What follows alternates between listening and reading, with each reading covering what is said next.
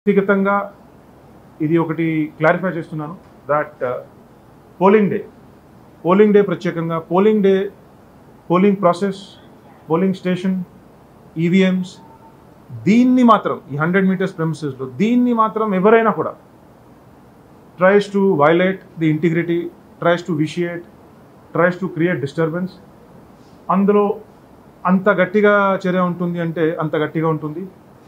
ఇంకా స్పష్టమైన భాషలో కావాలంటే కొట్టుకుంటూ తనకుంటూ తరమేయడమే కాకుండా ఉరిపిస్తాను. క్లియర్గా చెప్తున్నాను. దానికి ఏదైనా పరిమాణాలు ఉంటే నేను ఫేస్ చేయడానికి రెడీ.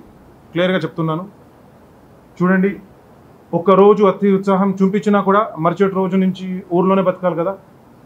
నేను పోలింగ్ అయినాక నెక్స్ట్ 20 days ఇలాంటి వారిపైన పగ్గబట్టి వెంటబడతా. ఇంకా ఏ పని పెట్టును. నేను క్లియర్గా చెప్తున్నాను. This is my sincere and my absolutely serious message. This is my only job. Collector గారు అంతా కూడా ప్లాన్ చేసి is looking after the entire administration.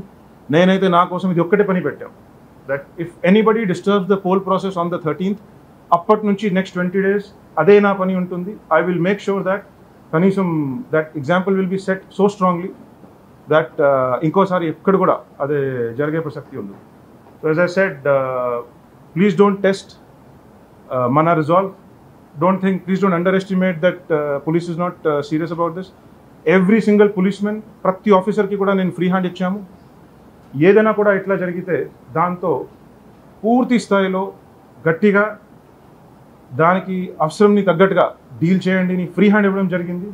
And that is the kind of policing that is going to happen now for the next 3 days, because we are very very serious about this. And ఎట్ పరిస్థితిలో కూడా ఏ మాత్రం disturbance మనం ఒప్పుకోము. Let me be very clear about this.